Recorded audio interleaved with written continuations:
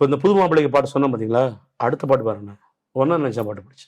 ஐயோ ஒன்னு நினைச்சேன் நான் சொன்னேன் ரியல் சிம்பனி பாட்டு படிச்சேன் தங்கமே ஞான தங்கமே ஈமென ஸ்கேல் பம் பம் பாபா